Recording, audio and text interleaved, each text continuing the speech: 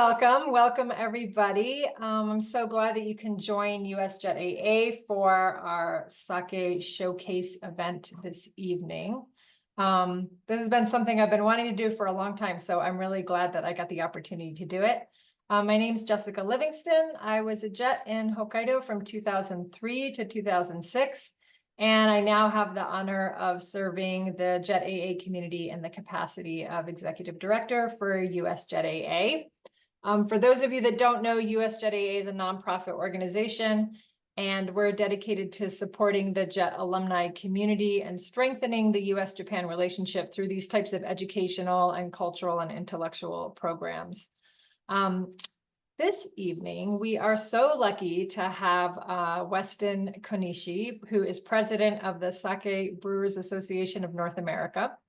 We also have Justin Urso, who is a Tokushima JET from 2006 to 2007, and he is the owner of Big Box Karaoke, and I'll call him a sake educator amongst many other things.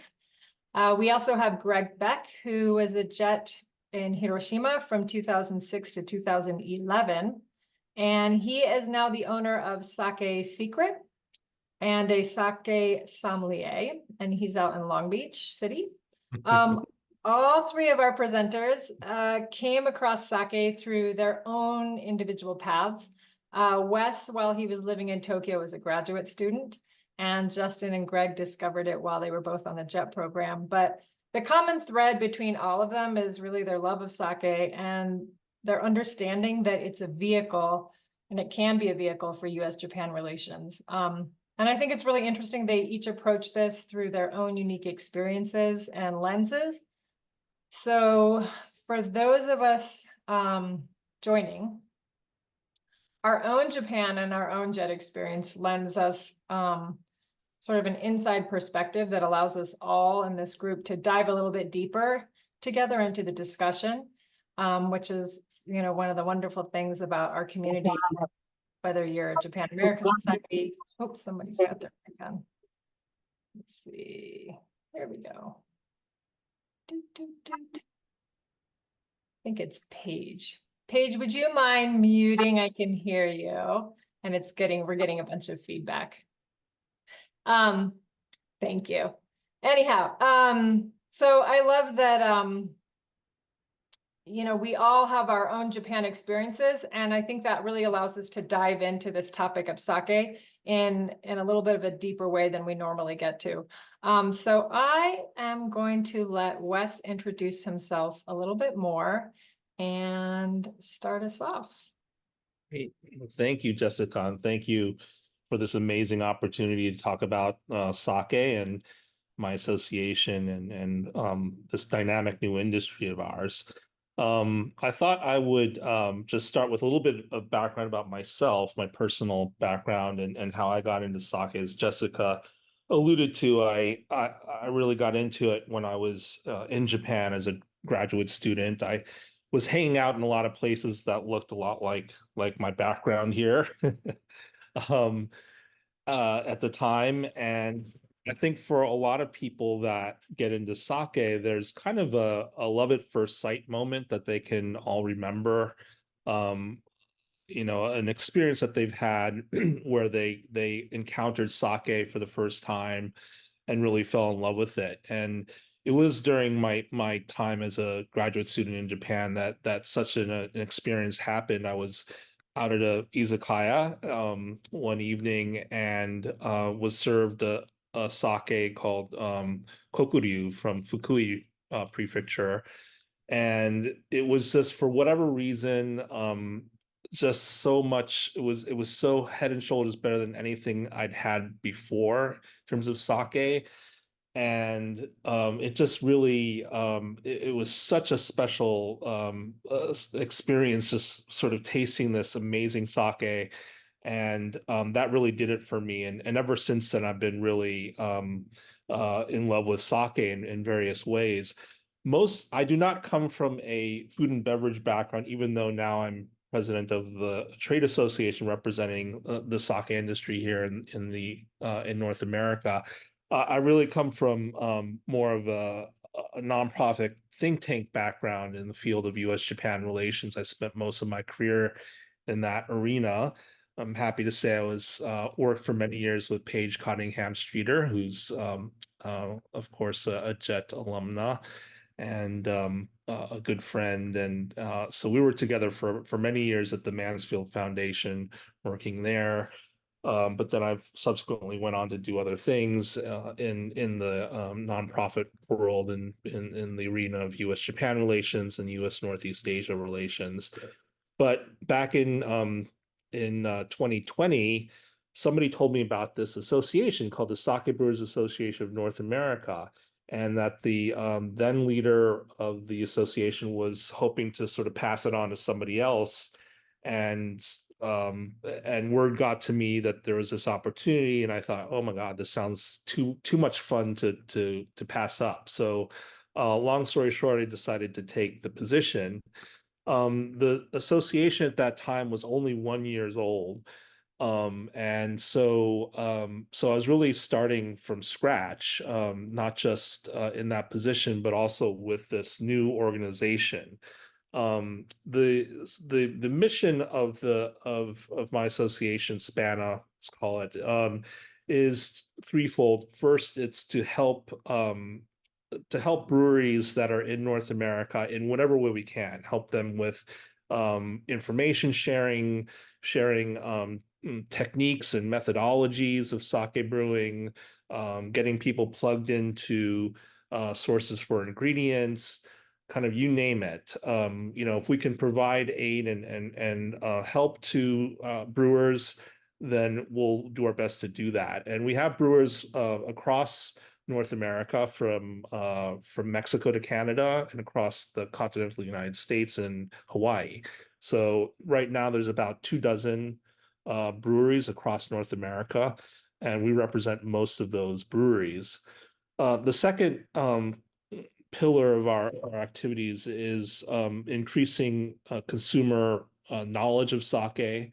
I'll get into that a little bit in a little bit, but there's still not a whole lot of sake awareness and knowledge and expertise amongst consumers here in North America. So we do the best we can to help address that issue.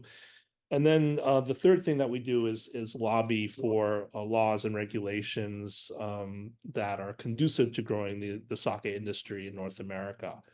So those are the primary things, but I would say that my day-to-day is really focused on trying to build a community, if you will, that has never existed before. And that's kind of challenging, to be honest, but it's a challenge that I find really, really interesting and fascinating, and all the more so given the fact that there are these sort of cross-cultural elements to the challenge at hand. So one of the things that I'm trying to do is really kind of broaden what the sake community means.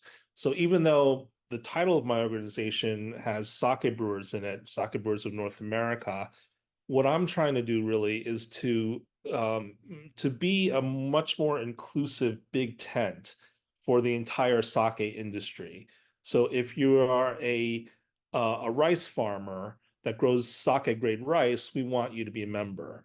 If you are a distributor, alcoholic beverage distributor, and you distribute sake or are interested in distributing sake, we want you to be a member. If you are a koji manufacturer in Osaka that provides koji for our sake brewers, we want you to be a member. If you are an sake equipment manufacturer, we want you to be a member. If you're a sake enthusiast, we want you to be a member. So basically, it runs the gamut. And I think that if we can think of sake in that broader context, it makes the community much bigger. It makes the channels for engagement much wider. And particularly when we talk about US-Japan engagement, it just broadens the field. And so that's really what I'm trying to do. And I think that even though I kind of made this rather extreme career shift, I'm able to actually parlay the networks that I built throughout my policy, my life in the policy world into this current role. And so we're doing a lot actually with U.S.-Japan relations and working a lot with partners in Japan and with the Japanese Foreign Ministry and other Japanese agencies. So that's kind of what I'm trying to do on a day-to-day basis. Just to give you a little bit of a sense of where sake is and sort of what the sake landscape is. Some of you may know that in Japan, the sake industry has actually been in a decades-long decline. It is really it's quite severe actually. So in the mid 80s there were some about 2,500 breweries in Japan. Now there's something like about a little over 1,000 breweries in Japan. So it's really shrunk by over 50%. And that's quite troubling. As you may know, a lot of younger generation Japanese consumers don't really gravitate toward sake. They prefer other beverages to sake. So that's a big problem. But here, on the other hand, the trends have been going in the opposite direction.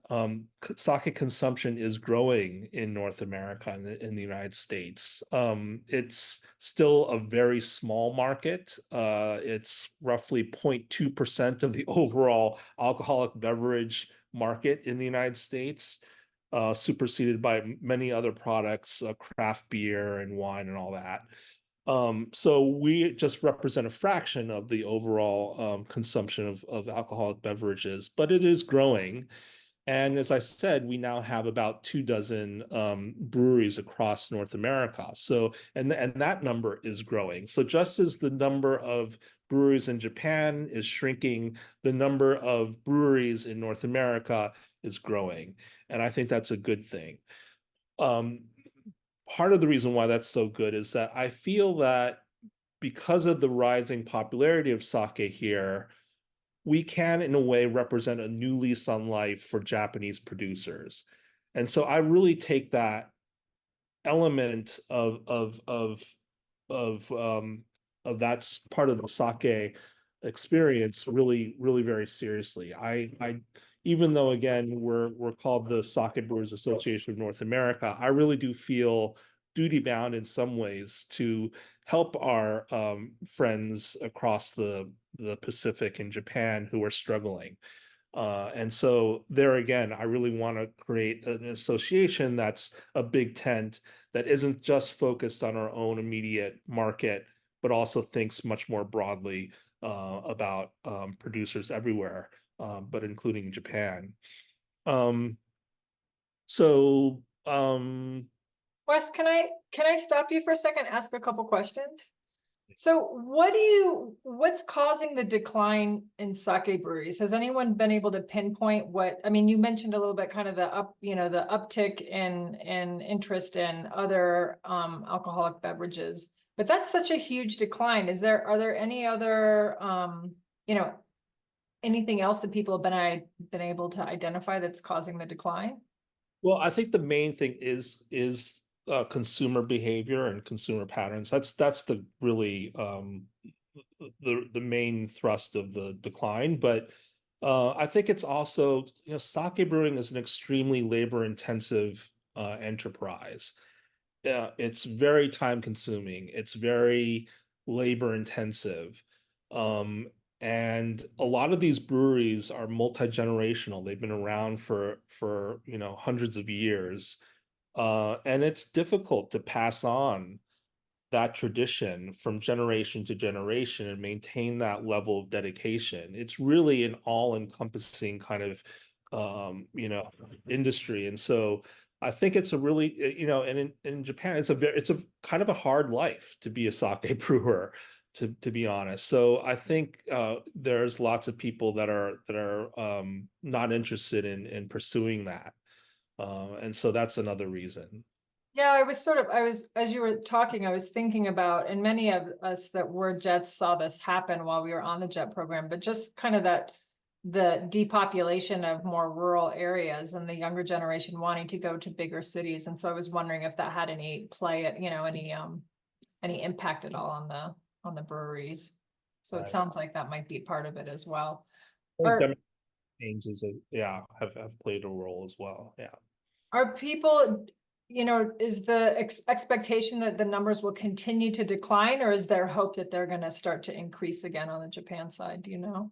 I think people are pretty realistic, and the numbers are continuing to decline. It's quite sad, and of course, with the recent earthquake on the Noto Peninsula, several breweries there were damaged, and so they're struggling to get back into operation. So, yeah, there are just many challenges for the Japanese breweries. Yeah. All right. Sorry to interrupt. Thanks. Problem.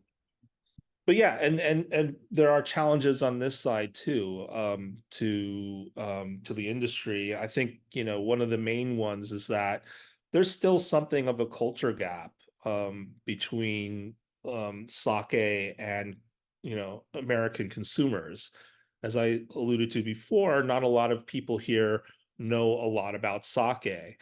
It hasn't really gone mainstream yet. There's a lot of sort of there's a lot of myths about sake. Like for instance, that it's high in alcohol. um I think that stems from the fact that it's a clear liquid, and so people automatically assume it's a distilled spirit and therefore it must be high in alcohol, when in fact it's generally around 16% ABV, which is roughly what wine is, a little bit more than most wines. Um, and if the sake is from Japan, often the labels are in kanji, so not everyone can read that or understand that. The nomenclature is very kind of esoteric. And so there are those kind of barriers to broadening the consumer base here. And that's something again that we're trying to work on. I also think that there's just not enough marketing of sake. You don't see advertisements about sake in places, and so those things need to be, I think, addressed over time. Um, and the other thing I think is that it's a phenomenon that I call the tyranny of sushi, which is that sake is so closely associated with Japanese cuisine that for many Americans they cannot the idea of drinking sake with something else doesn't come naturally. When in fact, sake is actually an extremely versatile drink. You can drink it with a range of different cuisines, and it actually goes really well with a lot of American foods, classic foods, burgers and fried chicken and pizza and all that go great with sake. But a lot of Americans don't know that. And so of course, if you're, if you only associate sake with a sushi restaurant that you go to, it doesn't provide the opportunities and occurrences for you to actually try sake at home, because you keep thinking, oh, do I have to make sushi at home in order to enjoy this sake? So I think there's barriers like that we're trying very hard to kind of overcome. Um, so, um, but I think, again, I think that there's lots that we can do if we think about sake as a means of strengthening US-Japan relations, because what's so interesting to me, coming from, a more formal kind of Japan hand background, is that a lot of my brewers didn't start off being sake brewers because they were Japanophiles. They actually started off being sake brewers because they just loved sake. They drank sake much the way I did, fell in love with it, and then decided they had to brew it themselves. And that's their entry point into Japan and Japanese culture, which I think is really interesting. And I think that makes for a very genuine connection to Japan that I think we ought to build on. because I think that one of the things that's really critical, especially in this day and age where we have rising nationalist populism and all that, is that we're fragmenting as a global society. And so I think it's really important that we look for ways to resonate with other cultures and other societies. And certainly we've enjoyed that. Those of us in the Japan world have enjoyed that, and everybody on this in this meeting will know about this. But you know, not a lot of people have the exposure to Japan and Japanese culture. And so it's really important to look for ways in which we can provide those opportunities. And if you have something like this, where you have someone in your local community brewing sake, it's really an extraordinary opportunity to showcase what Japanese culture is all about. And so one of the most fun things that I do is that there's this big Sakura Matsuri in Washington, D.C. Every spring. And we have had a tent there pouring sake for the last couple of years. And what's really great is when people from different parts of the country, the heartland, if you will, come to the Matsuri, and they try our sake. And oftentimes it's the first time they've ever had sake. And when they find out, like if you're from Kentucky and you come to our tent and you find out that the sake that you're drinking happens to come from Lexington, Kentucky, you should see the look on these people's faces when they find that out. It's just really, really fun. And it's just such a delight to see that. And so I just think there's a lot of opportunity to do more of that, and to show that there are these really strong linkages between the two countries and the two cultures via sake. And so I would love to see sake being something like a new symbol of U.S.-Japan relations. Um, and I was really proud because last year the Mansfield Foundation was organizing a congressional delegation to Japan. And at the very last minute, I heard about this CODEL, as they call it in Washington parlance. And I arranged to have sake from some of the American congressional members delivered to them before their flight, so they could bring it to Japan and bring sake from their home states as gifts, as omiyage, to their counterparts in the Diet. And so that I think that was the very first time such an exchange has ever happened. And it just created this kind of amazing icebreaker, because the Americans could show that they have this quintessentially Japanese drink that they could offer to their Japanese hosts. And so that was just a lot of fun to do. And I think, if you think about it, maybe there's in the future we could have a situation where Jets can bring sake from their home states to their host families as a way of being something of an icebreaker. You can only imagine how great that would be. So I do think that there's a lot of potential for sake to do these kind of things, and so I find that really fascinating.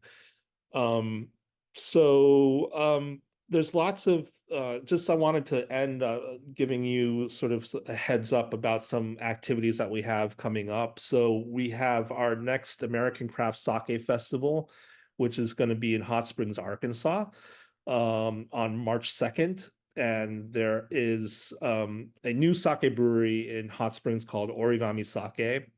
And one of the reasons why it's there is that there's a farm in Arkansas called Isabel Farms. It's a family-owned farm, and they've been growing Japanese varietals of rice for 30 years now, and they provide a lot of the rice for our sake brewers. So Arkansas is interestingly becoming a center for sake production in North America, which is really, really exciting. So that's coming up in early March. At the end of March, we're going to have the first ever Dallas Sake Week, which will be 5 different sakes served at 5 different restaurants in Dallas over 5 different nights. So that will be great. And then of course there's the Sakura Matsuri that I just mentioned in Washington, D.C. in, I think it's like April 14th. So we're definitely going to have a tent there, showcasing our members' sakes, and we're thinking about doing an even larger kind of sake pavilion type of program during the Matsuri. So keep posted about that. So I guess I'll end there. Wes, I have a question. I have a couple questions if you don't mind, actually. So Sure. we're talking about how the American members of what was it, Congress or the House or whatever, they brought the sake from their home states over to Diet members. And I was wondering, how do the Japanese brewers feel about American sake? I know that we have a different approach, the taste can be different. So is there any friction there, or is it, do they recognize it as sake? Do they put it in another category? Like what's their take on all of that? Right. Really good question. And I think there's actually 2 camps in Japan about international sake. I think there's a camp that's very conservative and doesn't really accept non-Japanese sake. I'm just going to be frank about that. There is certainly a part of that community that feels that way. And then there's, I think, others in Japan that are more accepting of sake outside of Japan. And I think that there is growing recognition that as the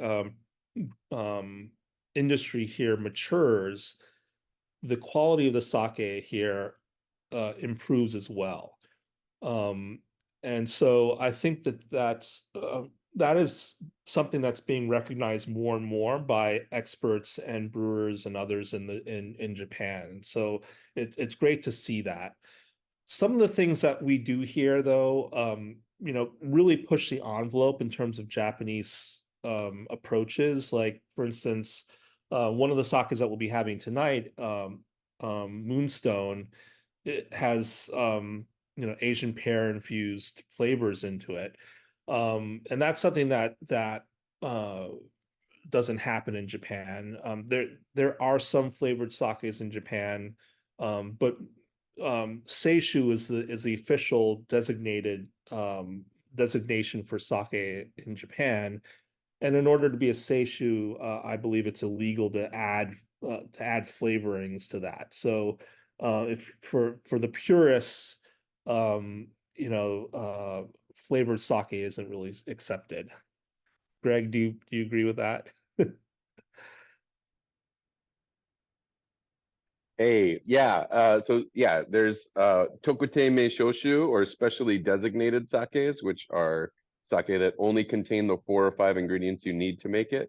And then there are other sakes that are, including futsushu, which don't meet those high criteria. So you wouldn't use names like junmai or ginjo or daiginjo for those. And they can have other things added. So I'm also wondering what kind of relationships exist between sake breweries in the United States and sake breweries in Japan. Are there, we have like sister cities and sister states. Are there similar types of relationships evolving between breweries across the 2 countries?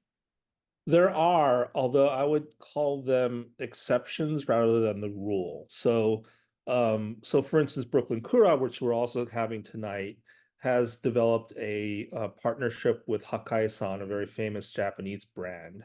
And so they are jointly producing sake and developing sakes. Brooklyn Kura's plan is to actually use Hakai-san's channel in order to actually at some point hopefully export their sake to Japan. So that would be great. But most of the brewers here don't enjoy that kind of a cooperative relationship. Origami is working with Nambu Bijin, another very famous brand, on some of their production. But for the most part, most of our brewers are doing things relatively independently of Japanese producers. I think it's actually, that's something that I want to work on, though. I want to, over time, have more exchange between American and Japanese brewers. And so one of the things that we do is a program where we take American brewers to Japan to do a very intensive advanced brewing training course in Niigata on Sadoshima Island, at Obata Shuzo, a place called Obata Shuzo, which I guess Kimberly must know pretty well, since she was a jet in Niigata. So I want to do more of that, and I think there's a lot of opportunity for that. And I'd love to have more Japanese brewers coming to this side, helping to do training and things like that here. So I think there's a lot of opportunity for that. Thanks. You also mentioned that Isabel Farms is growing a particular grade of rice. Are there other, I mean, I would love for either you or Justin or Greg to talk about that a little bit and talk about why, how that happened and why that is. And are there other areas in the United States that are growing sake grade rice? And can you explain, like, what is sake grade rice? How is it different? Yeah, so just to get to Isbell Farm, I think the story goes that 30 years ago, a Japanese person visited their farm and said you could never grow Japanese rice here in Arkansas. And Chris Isbell, the father, said, "Oh yeah," and then proceeded to prove his guess wrong, and so he wound up actually growing Japanese rice, and eventually sake rice. Sake rice is shorter, medium grain rice. Generally, it's different than the long grain rice that is typically produced in America and outside of Japan. And one of the reasons why is shimpaku, which is the core of the rice kernel, is very important for sake production, and so that sort of often distinguishes sake grade rice from other rices. California, of course, is another state that produces a lot of rice, sake rice and table rice and the like. But other than those two places, that's mainly where the sake rice is grown in North America. Dasai, which we'll be drinking as well tonight, their rice, so they have a new brewery in New York State in Hyde Park. It's an amazing state-of-the-art facility that they just opened. They are using Japanese Yamada Nishiki sake rice for their sakes. So what we'll be having tonight is Yamada Nishiki rice. However, Dasai will be transitioning to Isbell Farms rice in the very near future, and will be using Arkansas grown rice for their sake. It's very exciting. Thanks for all of that. I definitely want to, I'm the one asking all the questions, but if other people have questions, definitely feel free to put them in the chat. We've got great experts here that are able to answer pretty much anything you throw at them, as far as I can tell. I have one last question that I don't know who's better equipped to answer, Wes or maybe Greg, but I was wondering how you all have seen sake evolve over the past like 5 or 10 years here in the United States. What you've seen, maybe Greg, you can answer, like what you've seen come onto your shelves or be going off of your, being sold at a higher rate.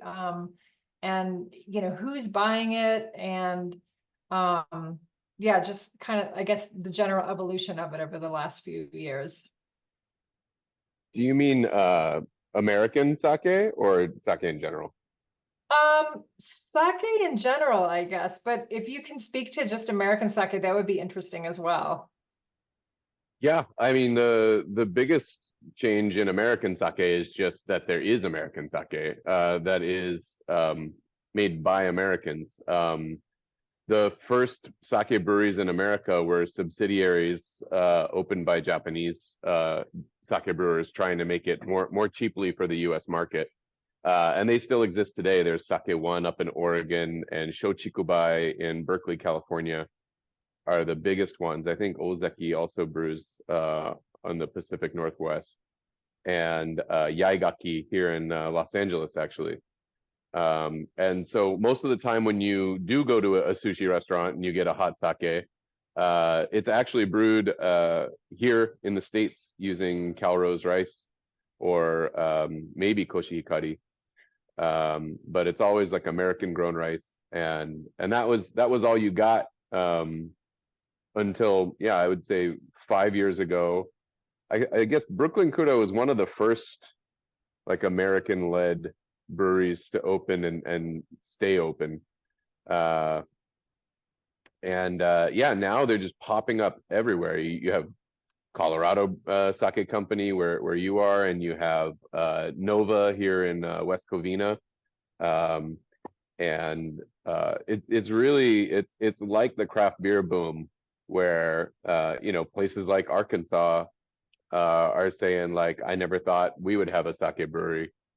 And you know, I have a feeling in the next 5 or 10 years you might find that you can walk from one to the next one if it continues on the trend that craft beer followed.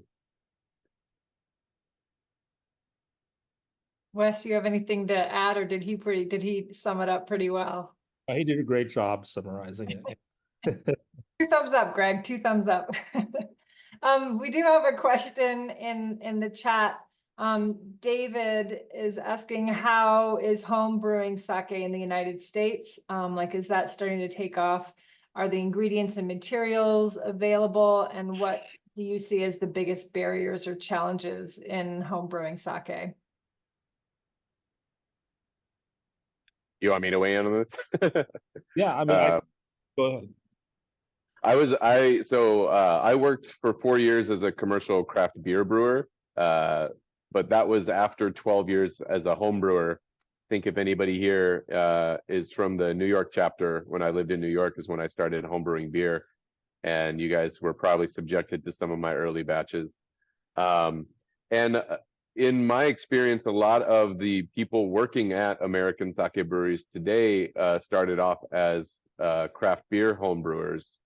Like I did. And as they try to branch out beyond just beer, you know, they'll make a cider or they'll make a mead, and then they'll find some obscure or very old recipe for homebrewed sake, which is of course illegal in Japan, but in America, we have a long tradition and history of home brewing. So people will do all kinds of crazy stuff though. Like I've seen recipes that call for adding sugar and adding grapes or raisins. And it's really the blind leading the blind when it comes to sake home brewing. Until I would say the last couple years, with Sabana's help, and John Puma in New York started the Internet Sake Discord. So if y'all use Discord, get on that and look up the Internet Sake Discord. That's a great resource. And through that, there's also brewsake.org, which is a great resource if anybody did want to homebrew sake. There's a lot of information.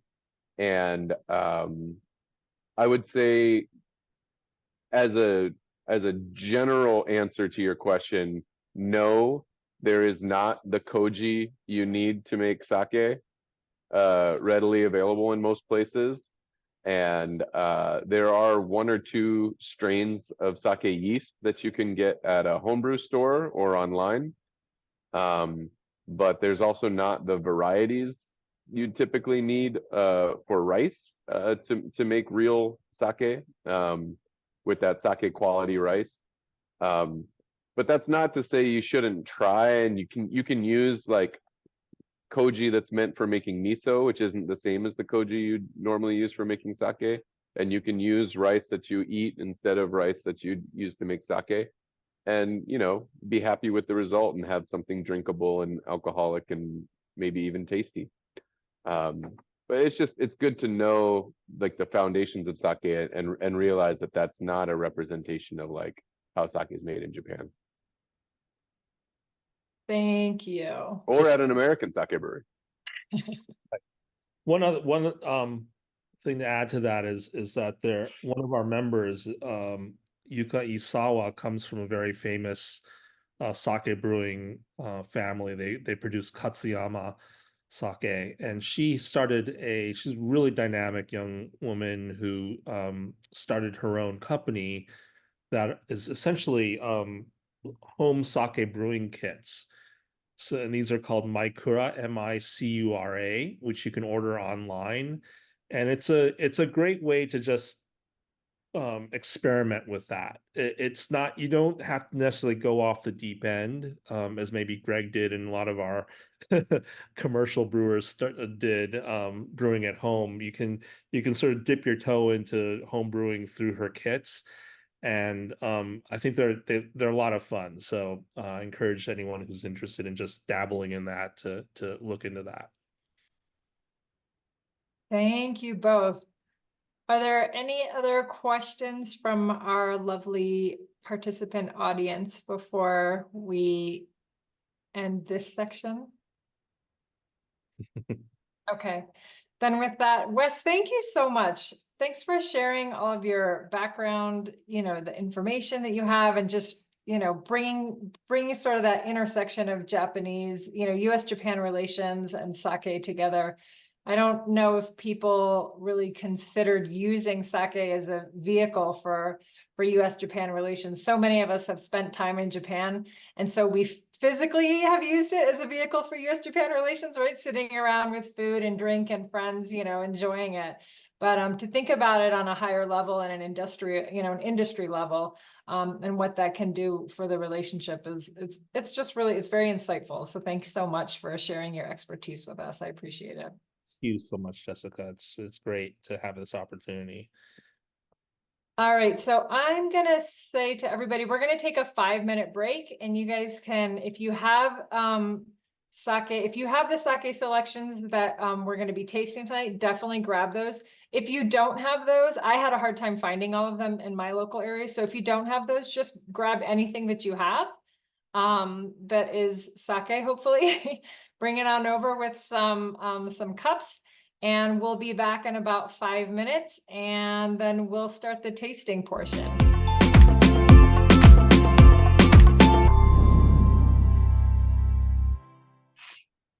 Okay, so welcome back, everyone. Hopefully you have grabbed your sake and your cups. We were just talking about the masu during the break, and the benefits and the detriments of drinking out of masu, I guess.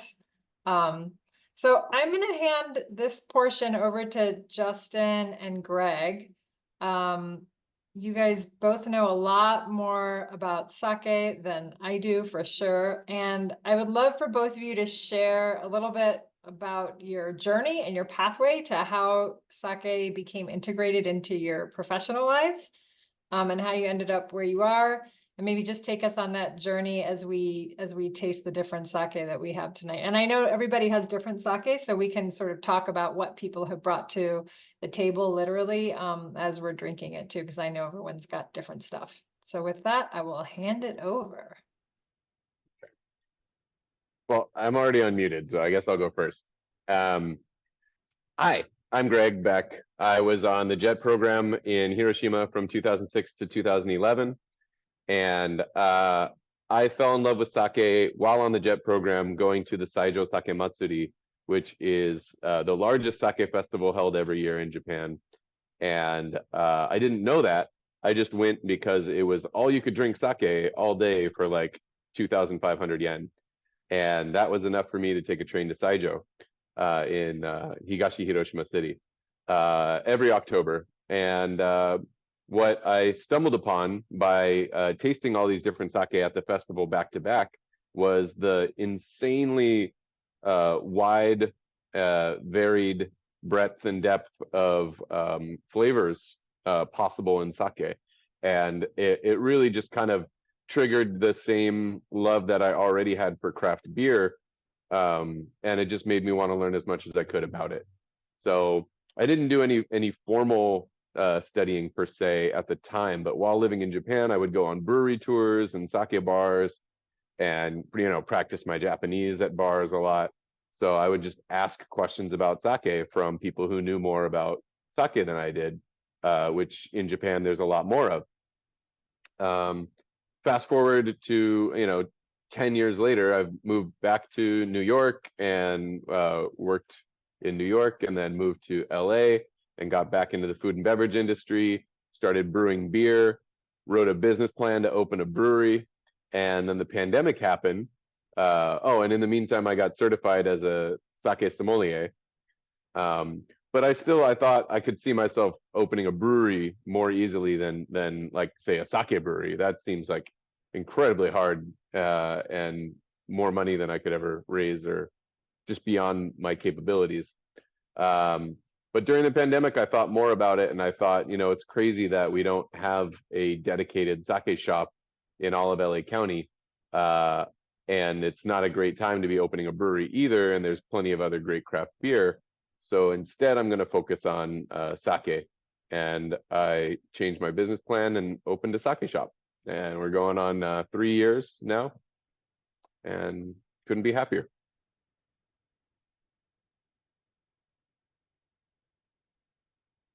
Well, Greg, I guess I'll jump in here. It won't be too long because people are probably wanting to drink sake, and Yeah. I might be the only one drinking it already. But congratulations, Greg, on celebrating 3 years. So I'll talk a little bit about my journey. So Justin Urso here. I was a jet in Tokushima, Ken, 2006 and 2007. I lived in a remote village called Nishi Yamamura, which before I went there, you would have only been able to found the place in a Lonely Planet book listed as one of the 3 hidden regions of Japan, and was not where I anticipated being. And I know many of us share similar stories about being placed in a remote area, but it was one of the most obviously incredible experiences of my life, and I wouldn't change a thing about it. So for me, being introduced into sake, it happened at a teacher event we were having at a local onsen and hotel. And it was just kind of a party celebrating some things. And somebody came over and shared a cold sake with me, which I had never had before. And I just loved it. And I was like, "What is this?" And they're like, "Well, this is sake." And I was like, "Well, that's not what I've had before." And they explained it to me, and so I just had this kind of aha moment experience, and I just really enjoyed it. But kind of like Greg, I didn't really do much with it at that point. I ended up coming back to the United States and took a different career path into corporate America, and then becoming a full-time entrepreneur. But as I returned, we were living in Chicago. My wife and I wrote a business plan for this business that I'm in right now, which is the basement of my business, called Big Box Karaoke. And so we really envisioned a Japanese style, Asian style karaoke establishment with rooms that people could karaoke in. We would serve great food, we would have great beverages, and it would be a place for everybody. And so our experience in the karaoke industry was really just going to these like kind of divey places. In Chicago, we always were saying it was the places you'd go to after midnight. You'd never take your friends or family or your kids or family there necessarily, but maybe your friends. And we wanted to create a place for everybody. Oddly enough, there's a elementary school buyout right now happening in our karaoke establishment, where there's like 100 elementary kids upstairs just screaming their heads off in a bunch of different rooms. So we wrote a business plan back in 2008, tried to open Big Box Karaoke in 2009 in Chicago. Recession happened, that didn't work, and we ended up moving back to the place that Wes talked about a lot, which is the state of Arkansas. So we live in Northwest Arkansas in a place called Fayetteville, which is the college town of the University of Arkansas. And we kept doing our day jobs for a long time and then revisited that business plan. And then in 2018, we opened this business downtown Fayetteville called Big Box Karaoke. And so, yeah, 2019 was incredible, just an unbelievable year. So many people thought that we would never make it past 6 months. We still stand here 5 years later, and have pretty much been successful every single year, aside from a bump in the road, which was about 18 months for COVID. And so our world of sake, which was really interesting, was I did like sake and I wanted to have it in big box. And, you know, I wanted to have other people experience kind of like what I experienced. And so we started off with 3 sakes and people liked it. So we moved that to 7. And then we eventually were at 13. And then COVID hit. And at that time we had to innovate, we had to be different, we had to stay relevant. And so for the first weekend of the shutdown, we did a virtual event with Brooklyn Cura. And I want to say, I think we were one of the first places in the world to do this. And we had people from LA and New York and other countries reaching out and saying, I saw your event on Facebook Live, we're going to do similar things. And so we partnered with Brooklyn Cura. Brian was very supportive. We did a live event in our business.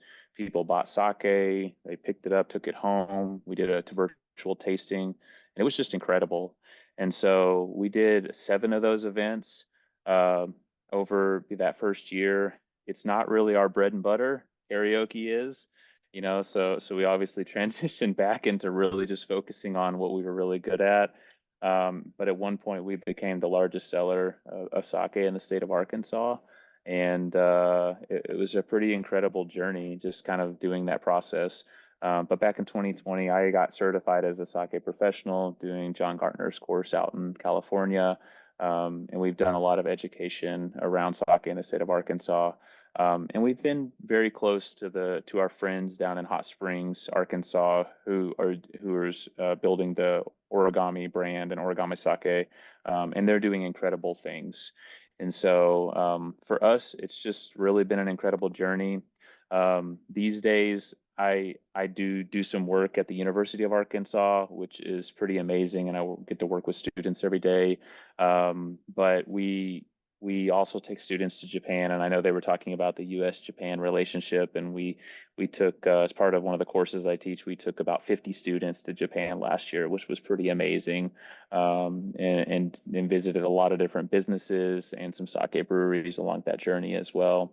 And so being able to bring all these things together as a JET alumni has been pretty awesome. So I'm always very thankful to the being part of the JET world and being able to share that with everybody here today. So thank you for having me.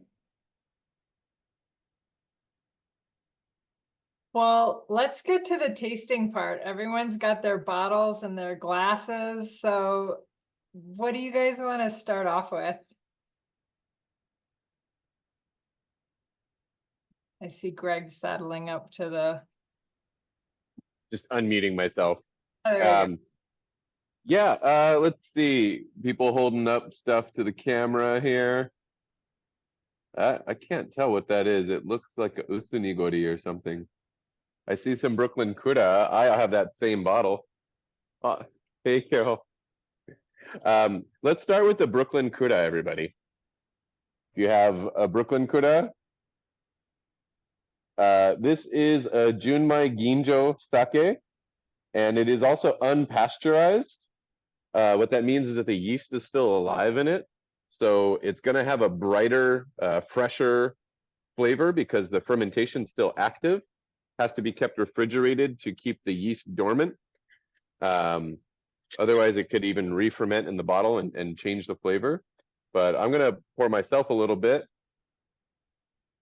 And this being a Junmai Ginjo, it's going to be elegant and delicate with highly polished rice for that lighter body. But it's still going to be a little more versatile in terms of food pairings than a Dai Ginjo, which are the really Ginjos. So if you are doing any food pairings, I would suggest doing something light to medium light, maybe some grilled white meat or some grilled fish would be probably like the heaviest thing I would do. I see some taiku there. But yeah, so this one is not fruited, but because it's a ginjo and it's made with ginjo yeast, it's going to have what's called a ginjo ko, or one of those highly polished rice aromas, usually of like white flowers or yellow flowers and melon. You might even get some anise or even banana sometimes.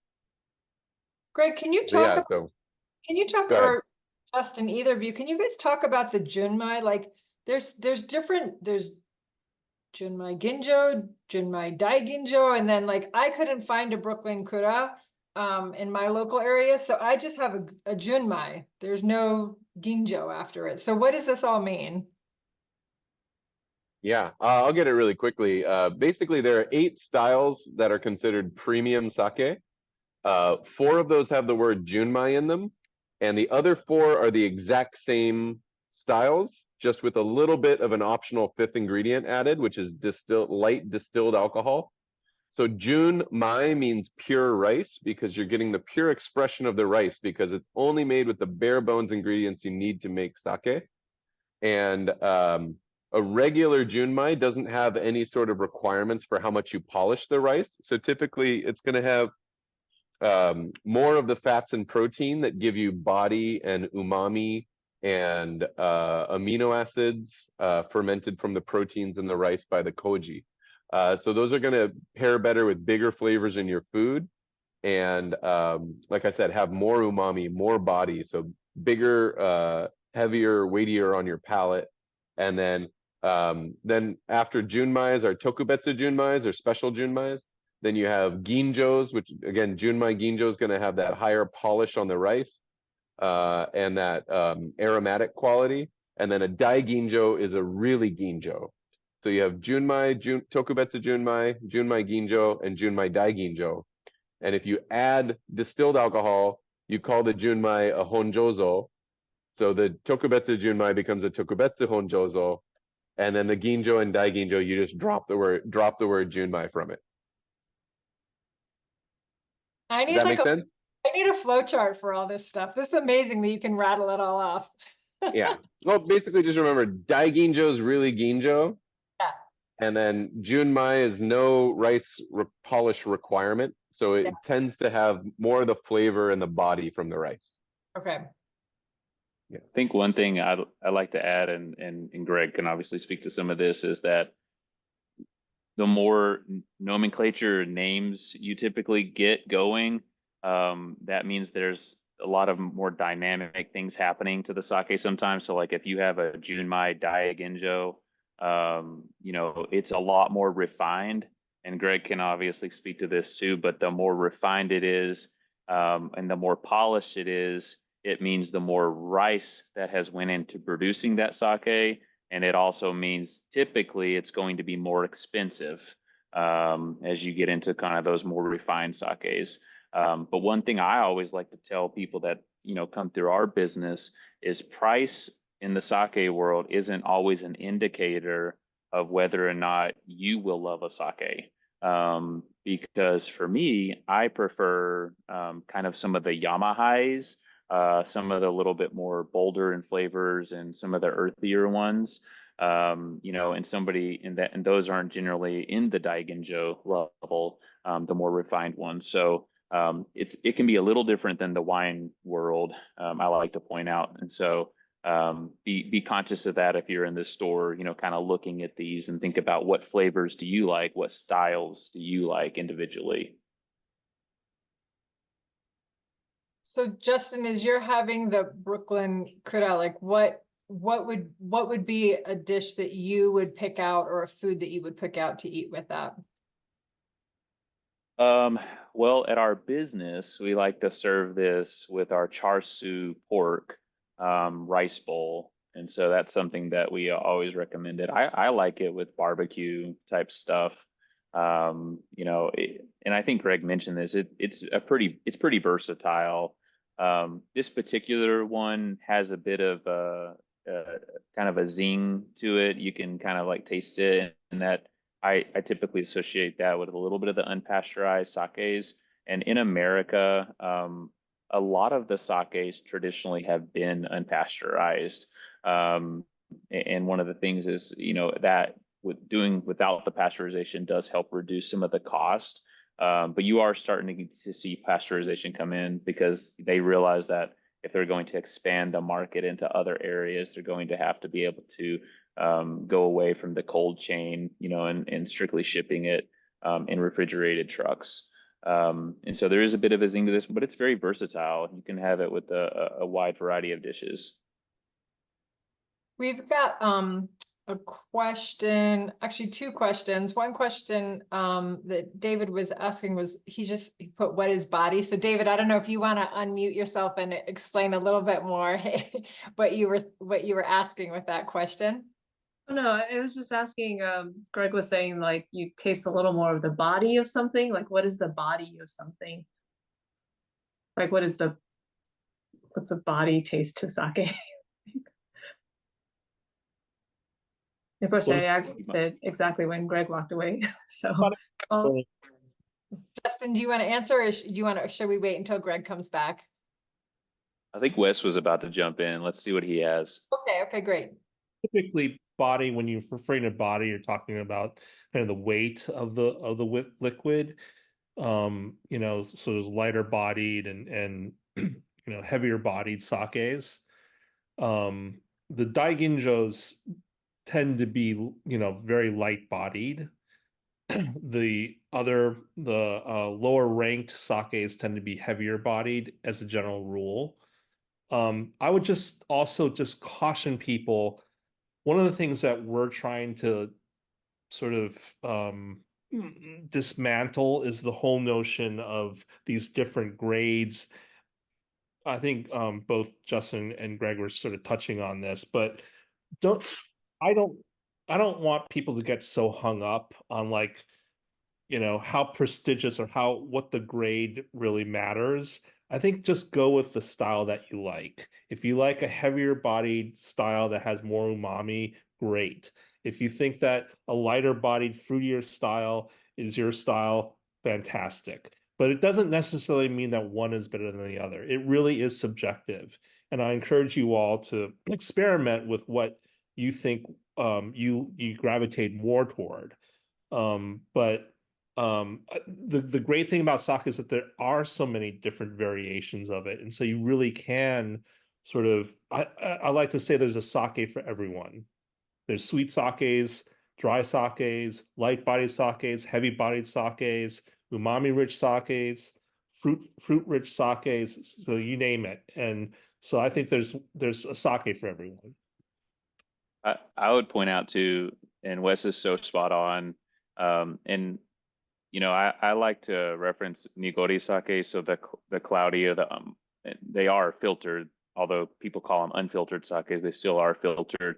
But in general, like some real sake enthusiasts could be like, well, these nigoris, they're not as refined, but personally, I love the nigori sakes. And there's a particular one in the US from Momokawa, the Pearl, and it's a bit crazy. It's super thick. It has a super well-rounded body of it. It's thick, it's dynamic. It's a bit milky, but I love that sake, and it's very versatile. And I will tell you from our establishment, the nigori sakes tend to be the most popular ones because it's people's first entry point into drinking a cold sake typically.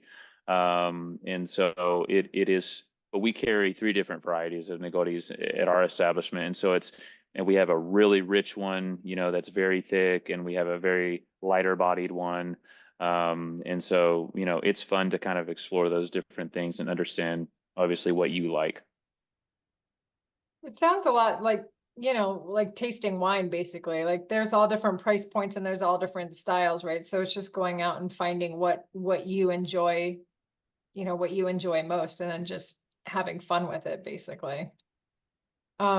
There's another question in here that David Lankitus asked. Said I had heard as well that unpolished rice sakes do better at room temperature or warm, while daiginjo really ought to be chilled. So he's asking, I guess, about the temperatures, like what sakes should be drank cold and what can be drank hot and what should be at room temperature, if there's a rule for that. Yeah, I can give you the rule of thumb really quickly. So basically, less polished rice sakes, not unpolished, because all but one sake that I sell here are actually unpolished. But less polished rice is going to give you more body, and that's going to give the sake more structure so that when you heat it up, it maintains its integrity. That's not to say you can't enjoy a really rich, low polished rice like a junmai or a honjozo cold. It's absolutely delicious cold, or hot, or room temperature, depending on your personal preferences. I'd say that the thing to remember is that when sake gets colder, the acidity becomes sharper, and a lot of the flavors of the rice are more kind of shut away. Whereas heating it up opens up those rice flavors and exposes more facets of them. So if you have a sake that's very rice flavor forward, you'll be able to taste more of what's going on from the rice. And it's also going to mellow the acidity. And to a certain extent, it's going to make the flavor and aroma of alcohol more prominent. So there is always a point of diminishing returns based on your tolerance for how boozy something smells or tastes, as to what temperature you should heat it to. So the really light-bodied sakes you can actually play with and enjoy at room temperature or even warm. But typically, if you go really hot with them, you're just going to evaporate those delicate, elegant aromas that make it unique. And then you're just going to be kind of wasting good sake. That makes a lot of sense now that you explained it that way. Thanks. I feel like we should move on to the next sake. So Sure. what do people want to do next? Justin, your dealer's choice. Well, I live in the state of Arkansas, and one of the things about the state of Arkansas is the distribution of sake is pretty limited. So while I would love to partake in the other two sakes that were recommended, I'm just going to have to choose one, and then you go with it. So I think let's go with the Asian pear. I have had this sake before, and it is really good. And I used to be, before you get into that, I used to be one of these people, like when we first started Big Box 5 years ago, I was trying to be so authentic to the sake industry that I was like a little bit closed off with my mind about, exploring these kind of infused ones. But this was actually the first sake that I tasted where I was like, okay, this is really good. And I think that I would be open to kind of exploring this world of flavored sake. And so, yeah, Greg, I'll let you do the honors. I'm glad. First, I think you should do the kanpai. Oh yeah, Well, that's true. We didn't do one. I feel so rude. Well, I'm going to pour. So this is the origami sake called 1,000 Cranes from here in Arkansas, and it is a well, of course they didn't put it on the label here because, as Wes was saying, we're not supposed to get caught up into the styles of it. But I believe it's a Junmai Genjo, and anyways, it's a really versatile. It's a very incredible tasting sake, and I think personally, and I'm not trying to be biased, but I think it's one of the best tasting sakes in North America. So I'll pour that one for myself, and then yeah, let's do a kanpai. All right, everyone, hold your cups up. All right, kanpai. Kanpai. Kanpai.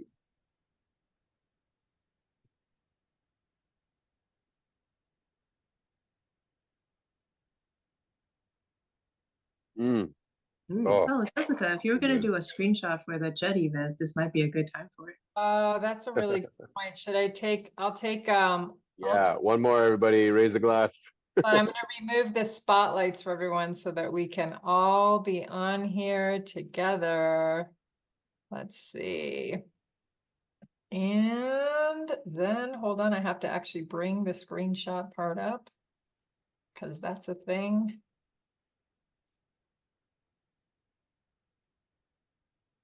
All right, 1, 2, 3. Kampai. Wes, do you have a glass? Excellent.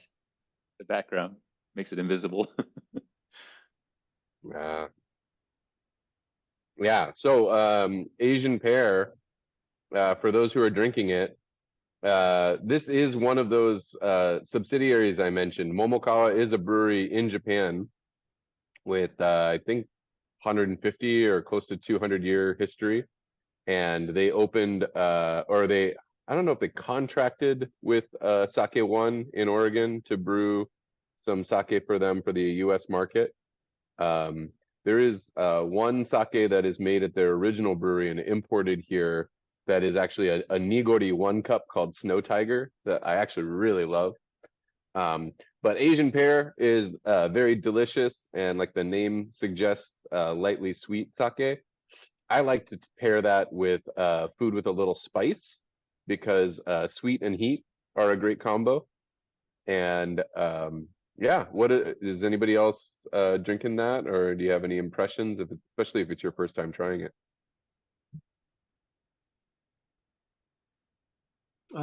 Is it just by adding, they're just adding Asian pear juice to it to make to get the flavor?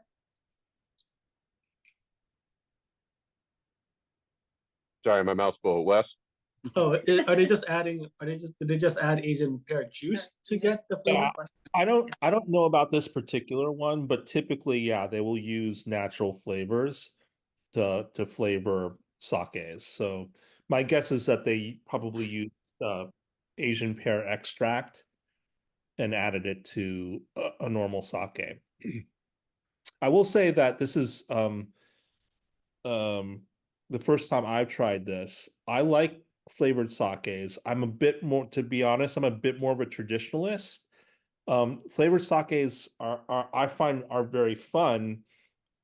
They tend to, like, once you add that flavor, it tends to overpower the rest of the sake.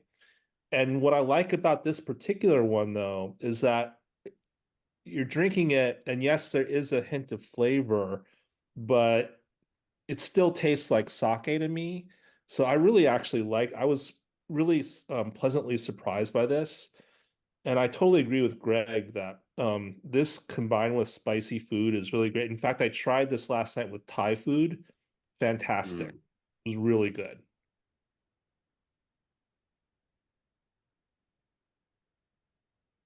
Yeah.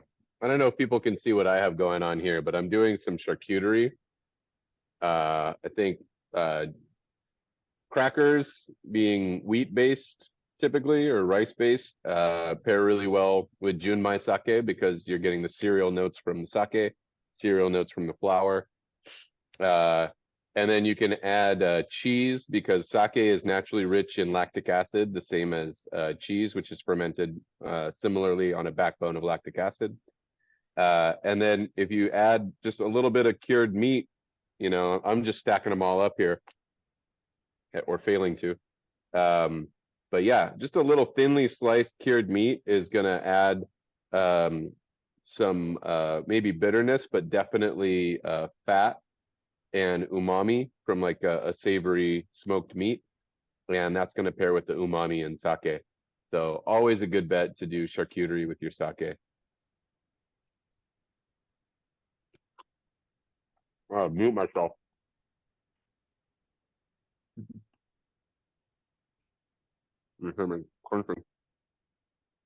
This is really interesting to drink these back to back.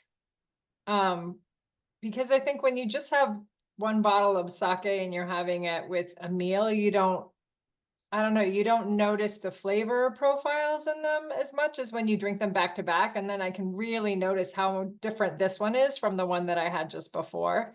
So this is interesting to do this, in this format. Yeah, this is a very popular sake, and we did have it at our business for a long time, and then they they have had, I don't know it was if it was production issues or they just decided that Arkansas was an important place to ship the inventory to when they did have it, but we weren't able to get it in stock for about 18 months.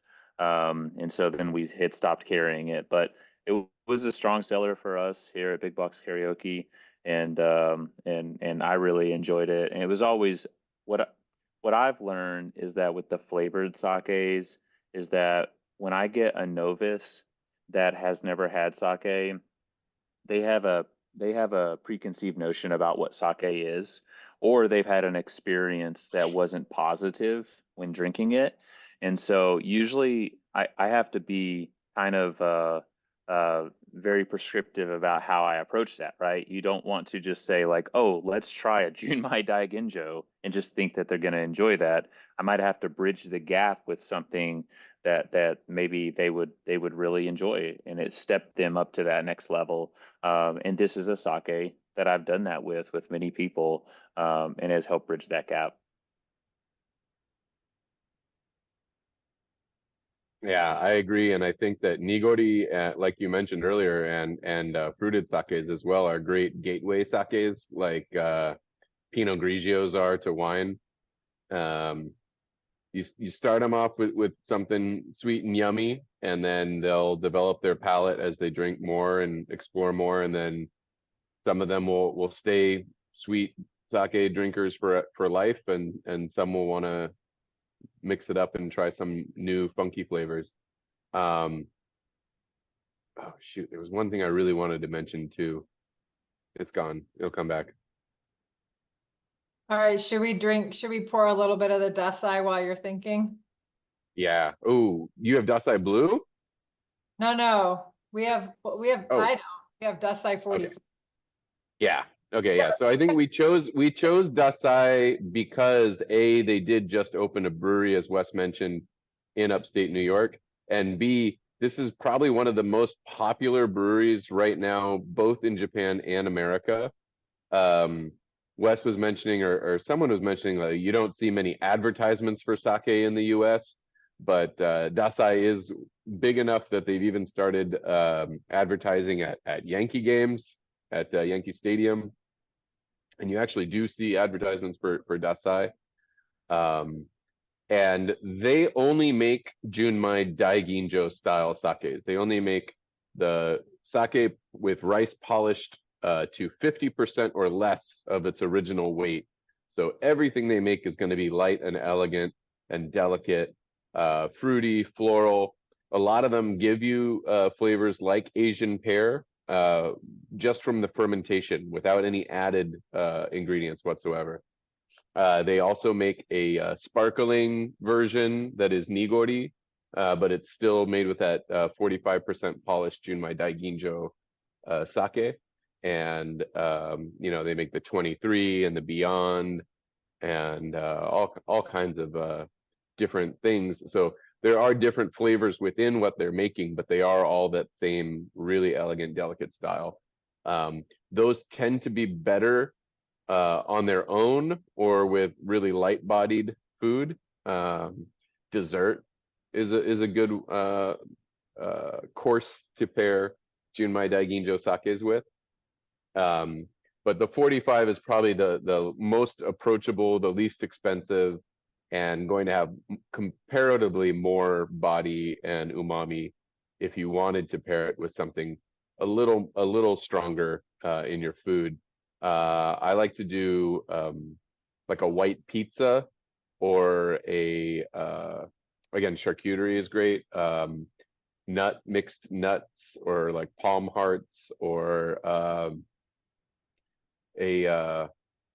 like a really simple pasta, not with like a marinara sauce, but like a white pasta or a olive oil and Parmesan cheese pasta. Just something really simple with some cracked black pepper. It's gonna be a really nice pairing with a Dasai.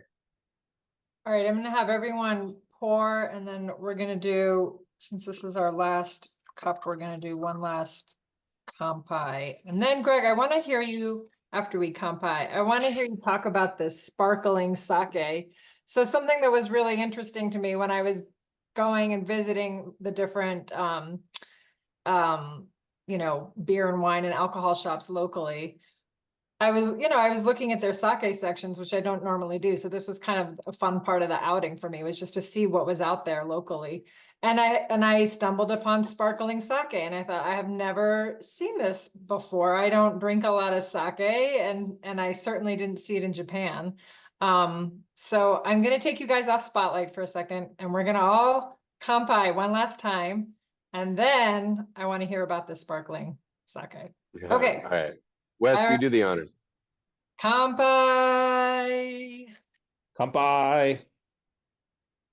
Bye.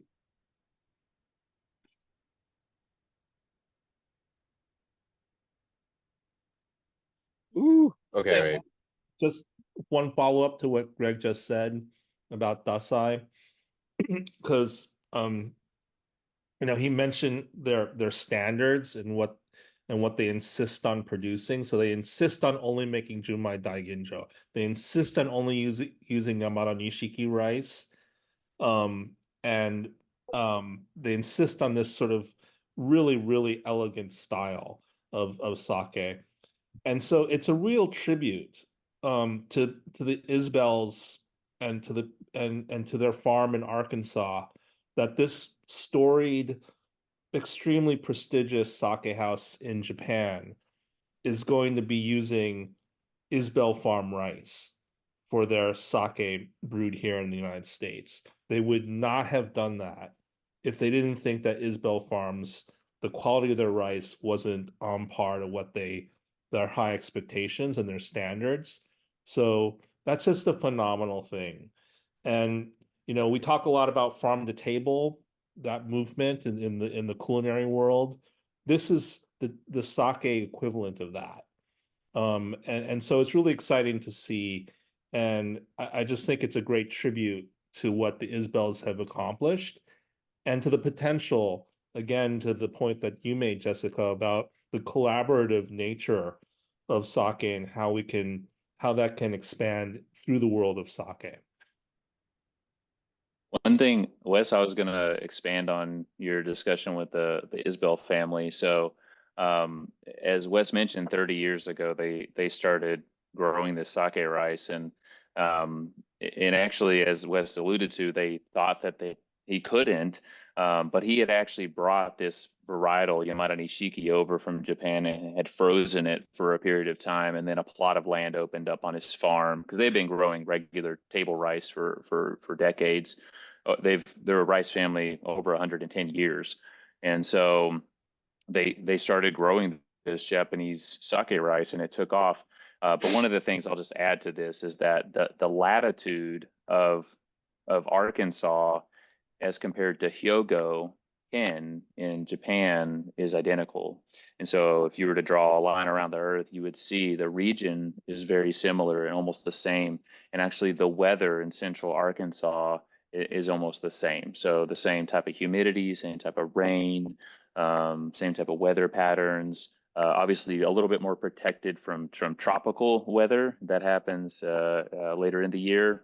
But it's one of those things that's allowed for them to have a strong rice growing season and be very, very, I would say, successful in putting out a rice that these brewers are using today.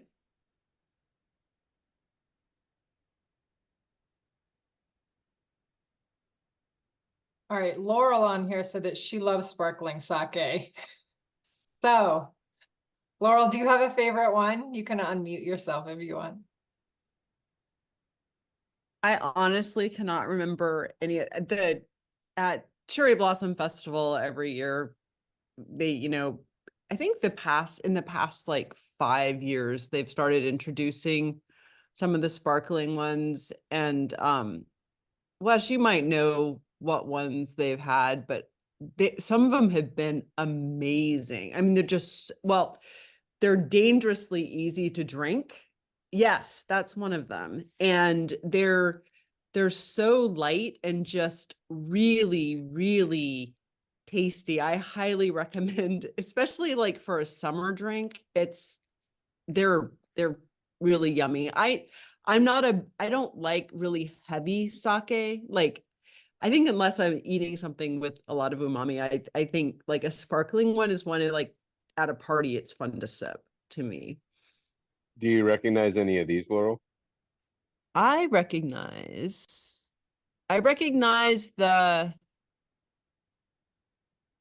is that snow? What is that one? The blue Mio? Miho? Mio. Mio. Yes, I've had Yeah. that one. I Yeah. think So it looks So that familiar. is, so I'll run through these really quickly just to answer Jessica's question. So sparkling sake is kind of a relatively recent innovation just because traditionally and historically sake was much more of an open air brewed beverage. And what that means is that the yeast, which produces alcohol, also produces CO2 as a byproduct of fermentation, which is why beer is carbonated. But most sake being open air fermented, or at least not completely airtight when it's fermented, that CO2 is allowed to escape. And so the finished product is still or flat or not bubbly. But a lot of sake breweries in modern days have started to say, well, there's no reason why we can't bottle this right at the end of fermentation while it's still fermenting. And by sealing it up and keeping it cold, the CO2 has nowhere to escape and it just stays dissolved in the liquid. So almost all of these are actually naturally carbonated. And that natural CO2, which is produced all the time by yeast, is a byproduct of fermentation, and it also gives you more fine bubbles than just adding CO2 through a process that we call forced carbonation in beer, which is a fast and easy way to add CO2 as well. Mio, this blue one, this is made by Shochikubai, but if you can read Japanese, you'll notice, especially backwards, because my camera is the selfie camera, it says Shirakabegura, which is the white-walled kura or brewery. And when it says that, that's an indication that it came from their original brewery in Kyoto, as opposed to the one in Berkeley. So Mio is brewed even when you get it here, is brewed in Kyoto, and it's the best-selling sparkling sake in Japan. It is very cost effective and only 5% alcohol. So Wes mentioned earlier, the average sake is 15-16% alcohol. So this is a third as much alcohol. So you can drink 3 times as much before you feel what you'd feel from drinking regular sake. Going down the line, this is that Dasai sparkling. Let's focus maybe. Dasai sparkling is slightly nigori, and it's also in a 12-ounce bottle, which is unique because most sake is 10 or a 24-ounce. But this is like a half, like kind of a Western half wine bottle size at 375 and milliliters, and it is actually 13% alcohol, so much more like a standard sake in terms of alcohol. Okay, I see John's got the regular Dasai 45 there, which I think is 15%, although it might be 16.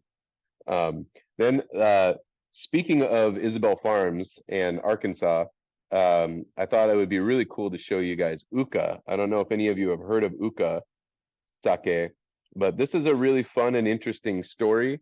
This is made with rice grown by third-generation Japanese American farmers in California.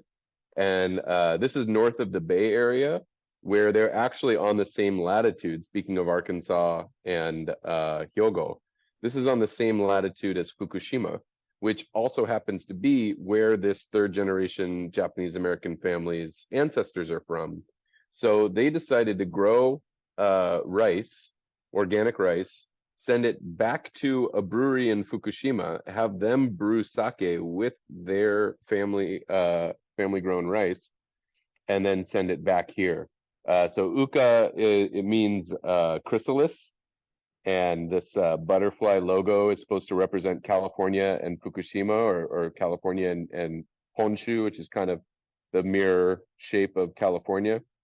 And Yeah, it's a really delightful, slightly nigori sparkling sake, and it's one of 3 sake that they make. And I think it is also semi-low alcohol, if I can find it. 40% polished. So that's a Daiginjo polish on that American rice. 7% alcohol. And then the last one that I happen to have on hand, because it's the benefits of owning a sake shop, is the Ninki Ichi, which is also from Fukushima, but made with Fukushima rice. And this is a really great award-winning Japanese brand. Again, lower alcohol. I think it's 8 or 9%, 7% as well. Ninki Ichi from Fukushima. But just in general, I would say a lot more. So when you're comparing sparkling sake to the closest thing, which would be champagne or bubbly or prosecco, those tend to be made with added sugar, unless they're brut, which means they didn't add sugar. Whereas sake, they're never adding sugar. So that's kind of nice in terms of health benefits, and it's easier on your body. And then the other thing I'd say about it is that because it's made from sake with koji, it has the proteins have been broken down into amino acids, which gives you umami, which no other alcohol naturally has umami. And basically, I'm not a champagne guy, so the only time I would ever drink it is in a cocktail. And I find that swapping out bubbly of any kind for a sparkling sake is going to add umami to your cocktail and add some more depth. And it's, you know, a 1-to-1 substitution and has never failed me yet. So highly recommend getting champagne and bubbly out of your life and just switching to sparkling sake. Okay, thanks. You made Laurel really happy. I can see her smile on screen. Well, I'm going to stop us here. We're already a few minutes over our time. This has been so much fun and so insightful. I want to thank Wes and Justin and Greg for your time, for sharing your expertise, for sharing your journey with sake. I love the JET alumni community, obviously, and this is one of the reasons is we draw in all these interesting people. We have all these shared experiences, and I feel like the dive that we can do into these things, you know, with our JET experience or a Japan experience, if you haven't been on the JET program, is just such a lovely place to share all of this. So thank you to all 3 of you for just sharing your knowledge and your time and your energy and your sake shop with us, and your karaoke basement with us, Justin, and your izakaya background, Wes. And thank you to everybody who joined us tonight. I hope you learned something new. I hope you got some ideas for different sakes you can try and look for in your local shops. And I wish you all a wonderful weekend ahead, full of a few extra kanpais. Thank you all.